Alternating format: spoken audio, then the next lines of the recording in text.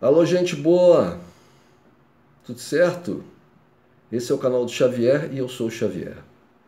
Hoje eu vou falar de uma questão que não diz respeito diretamente aqui ao Brasil, onde eu vivo, mas diz respeito à Europa e diz respeito a Portugal, porque Portugal faz parte da União Europeia. A pergunta que eu quero fazer para vocês que vão me assistir é o seguinte: quando é que a Europa vai deixar de ser bucha de canhão dos interesses norte-americanos? Porque é esse o papel a que a Europa está se prestando, de bucha de canhão. Gente, prestem atenção, por favor. Eu fiz uma leitura rápida aqui nos jornais de Portugal hoje, agora, e vi no Diário de Notícias uma coluna, na coluna Opinião, havia lá vários colunistas, e a coluna do Boaventura de Souza Santos. É o único que falava especificamente desse assunto e que falava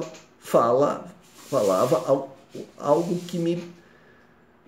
que se assemelha muito ao que eu penso. Eu vou aqui ler apenas um trecho, um parágrafo do texto dele, que é um texto extenso. Eu vou ler apenas um parágrafo.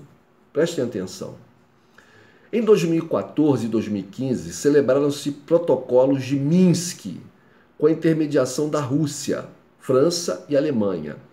Reconhecia-se a especificidade etnolinguística da região do rio Donbass, majoritariamente de língua russa, e previa-se o estabelecimento a cargo da Ucrânia e, segundo a lei ucraniana, de um sistema de autogoverno para a região que abrange a área dos distritos de Donetsk e Lugansk. Estes protocolos nunca foram cumpridos pela Ucrânia. A tensão voltou agora a aumentar com a suposta intenção da Rússia de invadir a Ucrânia. E é mesmo provável que o faça, certamente limitada à Ucrânia Oriental etnicamente russa, se a NATO, os Estados Unidos e a UE continuarem a sua política de hostilização. Perante tudo isto, é de perguntar se quem tem vindo a criar perturbação nesta região do mundo é a Rússia ou os Estados Unidos. Todos nos recordamos da crise dos mísseis de 1962, quando a União Soviética se propôs a instalar mísseis em Cuba. A reação norte-americana foi terminante. Tratava-se de uma ameaça direta à soberania dos Estados Unidos e em nenhum caso se aceitariam tais armas na sua fronteira. Chegou a soar o alarme de uma guerra nuclear. Foi esta a reação muito diferente da reação atual da Rússia perante a perspectiva de a Ucrânia vir a integrar a NATO. Em 2017, foi tornado público o relato da reunião entre o secretário de Estado norte-americano James Baker e Mikhail Gorbachev, realizada em 9 de fevereiro de 1990. Nessa reunião foi acordado que se a Rússia facilitasse a reunificação da Alemanha, a NATO não se expandiria 1 centímetro para leste. Apesar disso, e distinto Pacto de Varsóvia, 9 anos depois, Polônia, Hungria e República Tcheca juntavam-se à NATO. Nenhum comentador se lembra de que em 2000, nenhum jornalista comentador, de que em 2000, quando chegou ao poder, Vladimir Putin manifestou publicamente o desejo de a Rússia vir a integrar a NATO e também a União Europeia, para a Rússia não ficar isolada na Europa. Ambos os pedidos foram recusados. Gente, a Rússia não é a vilã desse processo. A Rússia está defendendo os seus interesses estratégicos e de autodefesa. Porque a NATO, a OTAN, como a gente fala aqui no Brasil, a OTAN é uma organização militar contra a Rússia. Porque a OTAN deveria ter sido extinta quando o Pacto de Varsóvia acabou. Mas ela não foi extinta. E não foi extinta por causa de quê? Contra o que ela lutaria? E dizer que a OTAN é uma organização para proteger a Europa, a OTAN é uma organização para dominar a Europa. Porque quem manda na OTAN são os Estados Unidos. Tudo isso que está acontecendo na Ucrânia, nem a Alemanha, nem a Inglaterra, nem a França, nem o governo ucraniano, ninguém conta. Quem conta, a Rússia sabe disso. Quem conta são os Estados Unidos. Se os Estados Unidos falam, não, tudo bem, a OTAN, a Ucrânia não vai entrar para a OTAN, assinar lá um papel, acabou a crise. Os governantes desses países, o Macron falou agora aí, esses dias agora, que a União Europeia tem que ter mais, como que se diz, meu Deus do céu, tem que ter mais liderança, né, nas discussões com relação à Ucrânia, né, porque na verdade quem manda são os Estados Unidos. E a Europa, e aí se arrebenta uma guerra, porque tem aquele velho ditado, né, gente? Todo mundo sabe como começa uma guerra, mas ninguém sabe como ela termina. O Putin, as lideranças russas, olha, eu vou dizer para vocês, se não fosse o Putin, que é acusado de ser um ditador, um homem que ninguém sabe o que passa pela cabeça dele, é um mistério a cabeça do Putin, nada disso, pelo contrário, se não fosse o Putin, o mundo já teria entrado numa guerra. Se quem tivesse no governo da Rússia fosse um cara destemperado, né? Eu estou falando dessa Rússia que está poderosa de novo agora, porque a OTAN se aproveitou da fraqueza da Rússia lá no final da União Soviética, nos anos 90, e foi contrariando, como está descrito aqui no artigo do Boaventura, né? Contrariando o que tinha sido acertado, né, pelo secretário americano, pelo Gorbachev. A OTAN foi se expandindo sobre os países,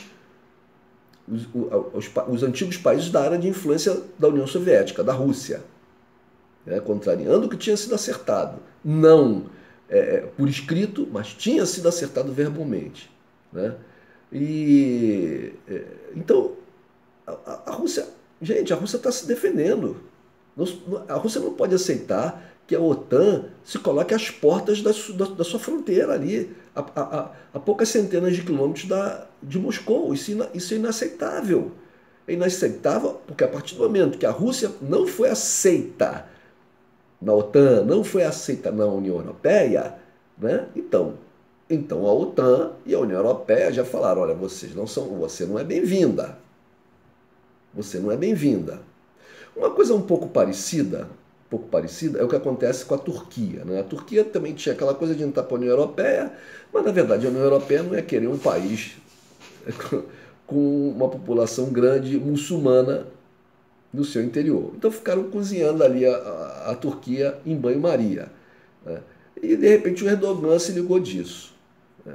E o Erdogan começou a ensaiar uma política independente, né? Percebendo, sabendo como eles são geograficamente, de maneira estrategicamente localizada na geografia da região Ásia-Europa, né? O governo de Erdogan tentou tirar algum proveito disso, tanto que ele faz um jogo duplo, né? Pertence à OTAN, mas compra arma da Rússia, aí os americanos ficam incomodados, os americanos apoiaram a tentativa de golpe contra o Erdogan, isso deixou o Erdogan mais revoltado. Aí ele passou a perceber mais claramente, como ele percebeu no passado, que ele nunca entraria, porque, né, que a Turquia nunca entraria para a União Europeia. Eles desistiram disso, né? Ele não tem mais interesse nisso, né? Mas ele faz um jogo duplo. Teve o problema da derrubada do caça do avião caça russo lá na guerra da Síria.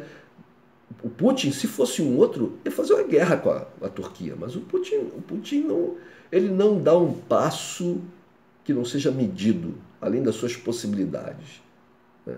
Eu admiro o Vladimir Putin por essa característica dele. E ele reergueu a Rússia, mesmo com a União Europeia não aceitando, com a OTAN não aceitando, com os Estados Unidos fazendo dele inimigo e as lideranças europeias caminhando nesse barco.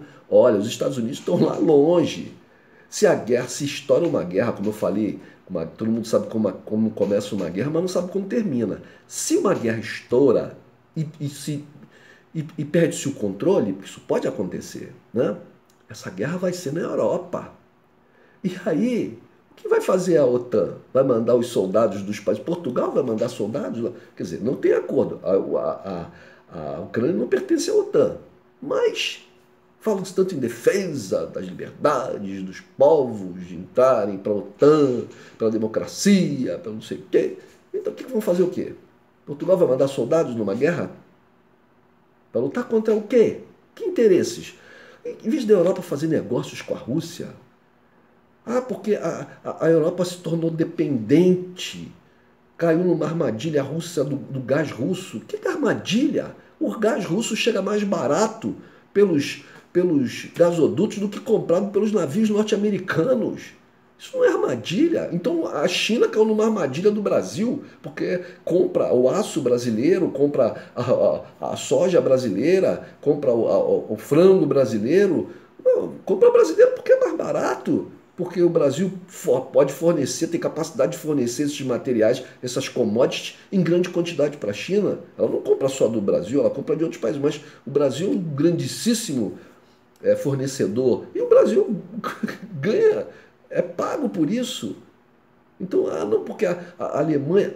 olha, o inverno, o preço, o que vocês estão ganhando com isso? O preço do gás disparou. O que a Alemanha está ganhando com isso? O preço do gás disparou. Quem paga é o povo para essas atitudes de governantes ideologizados e capachos dos interesses dos norte-americanos. Gente, pelo amor de Deus, a União Europeia tem que se libertar da OTAN. A OTAN não é uma organização de defesa da Europa. A OTAN é uma organização de submissão da Europa. Quem é que manda na OTAN verdadeiramente? Quem é que manda? Tem algum português mandando na OTAN? Tem algum italiano mandando na OTAN? Algum francês? Não, quem manda na OTAN, gente, são os Estados Unidos. Eu vou até fazer essa pesquisa. As bases americanas na Europa. Eu quero saber quantas bases europeias existem nos Estados Unidos. Quantas bases de países europeus, bases militares, com soldados e armamento europeu nos Estados Unidos. Existe isso? Não. Mas o contrário existe. A Segunda Guerra acabou em 1945. 1945. A Guerra Fria, o comunismo, acabou na década de 90. Década de 90. Pelo amor de Deus, gente. É melhor escutar o que o Boaventura de Souza Santos fala, em uma voz lúcida em Portugal. Uma voz lúcida. Eu falo isso tranquilamente. Eu sou descendente de europeus. Eu sou descendente não só de portugueses, mas também de belgas. Me sinto muito europeu. Sangue europeu nas minhas veias. Entendeu? Então, se alguém falar, alguém que da Europa discute falar assim, o que você está dando palpite, dando opinião sobre uma questão que não... Eu tenho cidadania europeia, pelos meus antepassados portugueses, sou cidadão europeu, tenho passaporte, carteira de identidade, tudo que tem direito. Então, gente, pelo amor de Deus, libertem-se da OTAN, libertem-se. A Rússia não é inimiga, a Rússia é um parceiro comercial, oferece produtos a baixo preço e compra produtos da Europa.